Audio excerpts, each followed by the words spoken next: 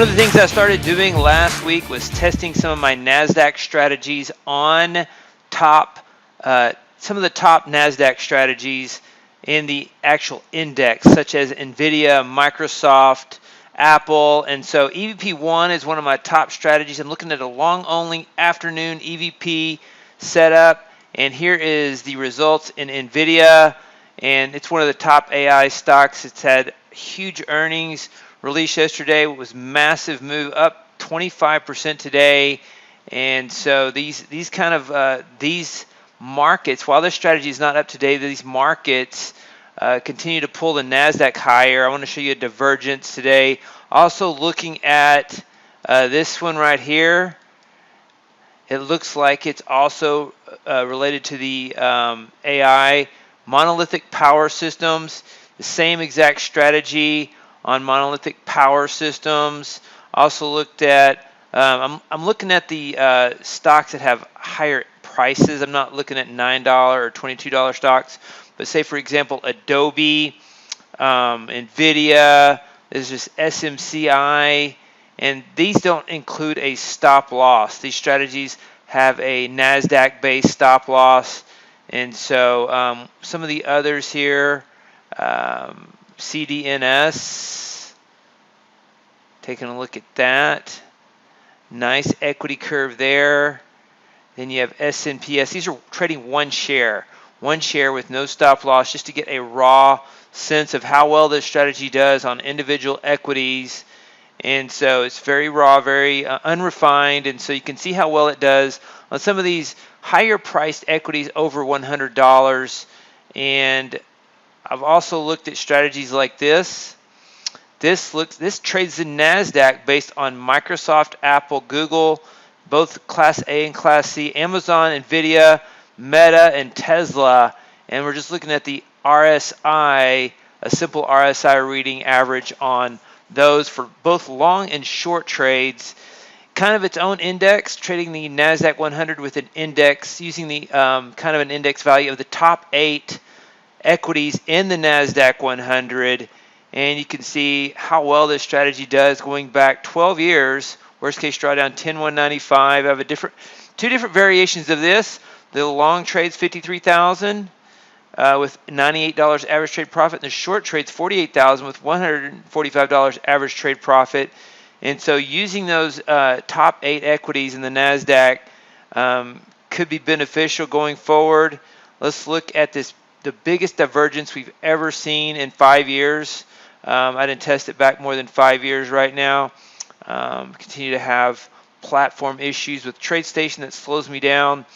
One of the things that I tested, and I'll show you the code for this. Right here, I just wrote this code to basically test the number of occurrences, not for developing a strategy.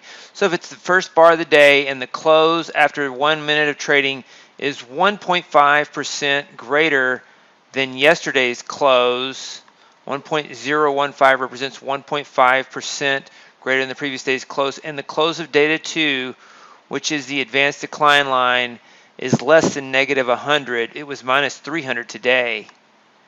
And so if it's less than negative 100, then we buy the next bar at the market. And so we're just looking for a broader market divergence. And today is the only time in 5 years that that's happened. Nasdaq up 1.5%, advanced decline line. You can see how this divergence continues throughout the day. The Nasdaq, I meant to get the pin there. And so you can see the Nasdaq, the divergence here goes higher, advanced decline line is lower.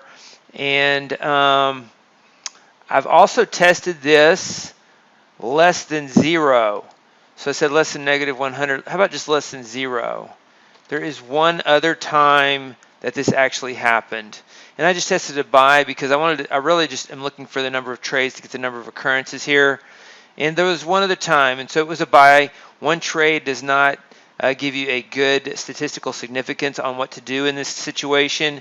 But when the advanced decline line is less than 0 after the first minute of trading, and the Nasdaq is up more than 1.5%, then a buy signal would have worked back in 2020.